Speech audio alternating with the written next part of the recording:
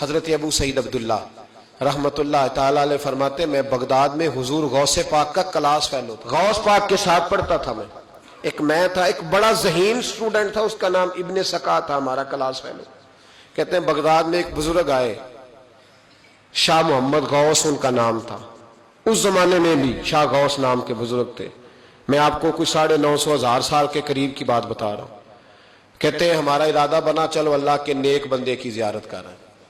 ہم چلے تو رستے میں ابن سکا کہنے لگا، لوگ کہتے ہیں کہ وہ بابا آ بھی جاتا ہے غائب بھی ہو جاتا ہے، میں تو ولی تب مانوں گا جب میرے سوالوں کے جواب دے گا، میں پہلے جاؤں گا آزمائش کروں گا۔ یہ جو لوگ ولی کی آزمائش کرنے جاتے ہیں یہ پہلے خود تو دیکھ لیں کہ اس قابل بھی ہے کہ نہیں۔ بھئی میں تو اس قابل نہیں ہوں کہ میں آج تک اس قابل نہیں کہ میں کسی کو دیکھ کے بتا سکوں کہ یہ بندہ کامل ہے کہ نہیں، لیکن آزمائش کرنے چلے جاتے ہیں پہلے دیکھوں گا پھر جا کے کچھ کروں گا۔ تو اتنی پوزیشن ہے کہاں سے وہ نظر لاؤ گے؟ ولی را ولی می شناخت، شیخ سعدی کہتے ہیں ولی کو جاننے کے لیے تو کسی ولی کی ضرورت ہے، وہ بتائے گا کہ ولی، بھائی کاریگر ہی بتائے گا نا بندہ کاریگر ہے کہ نہیں، کہ اناڑی نے بتانا ہے؟ یہاں اناڑی کہہ رہا ہے نہیں یہ نہیں دی ولی، تجھے کیسے پتا چلا؟ فرماتے وہ ابن سکا کہنے لگا پہلے دیکھوں گا اگر میری سمجھ میں، بابے نے میرے سوال کا جواب ہی نہیں دینا۔ تو ابو سعید عبداللہ کہتے ہیں میں نے کہا ابن سکا نہیں یار اس طرح نہ کہے، سوال تو بابا جواب دے ہی دے گا، لیکن میرا ارادہ یہ ہے کہ 1-2 سوال پوچھوں گا پھر پتہ چلے گا کہ بابا کس قابل ہے۔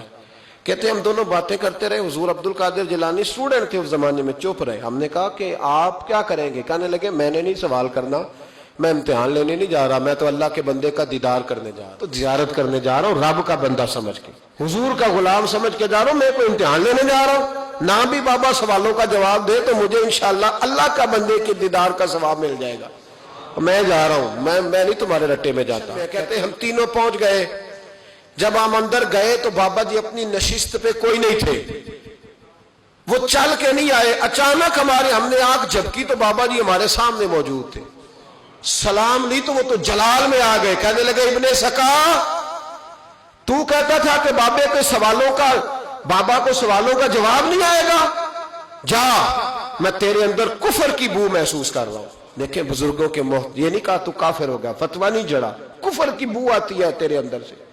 اور کابو سعید تو کہتا تھا پہلے آزماؤں گا، جا تو بھی دنیا دار ہو جائے گا۔ اور پھر کہتے ہیں عبد القادر جیلانی کی طرف نظر اٹھی، وہ پیار سے گئے تھے تو بابا جی کا جلال ہم نے ان کی طرف دیکھا تو بابا جی کو پیار آنے لگ گیا، اٹھ کے حضرت عبد القادر جیلانی کے پاس گئے، ماتھا چوما، کہنے لگے بیٹے میں تو دنیا سے چلا جاؤں گا پر اس بغداد میں ایک وہ وقت بھی آئے گا جب تو منبر پہ بیٹھ کے اعلان کرے گا کہ ولی وہ بنے گا جس کی گردن پر میرا قدم آئے گا۔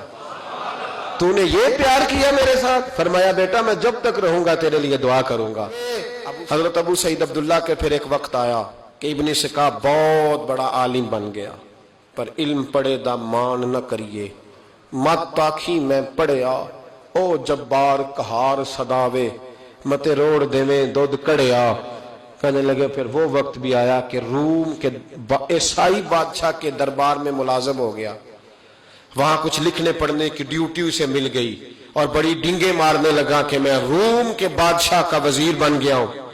پھر ایک وقت وہ آیا کہ روم کے عیسائی بادشاہ کی لڑکی پر عاشق ہو گیا، کہنے لگا میرا نکاح کر دو، تو بادشاہ کہنے لگا تو عیسائی ہو جا میں کر دوں گا۔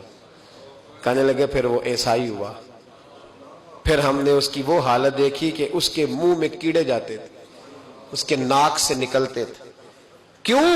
بخاری مسلم کی متواتر درجے کی حدیث، رسول پاک علیہ السلام فرماتے ہیں کہ رب فرماتا ہے من عاد لی ولیا فقد آذنت بالحرب، اللہ فرماتے ہیں جس نے میرے ولی سے دشمنی کی میرا اس کے خلاف اعلان جنگ ہے۔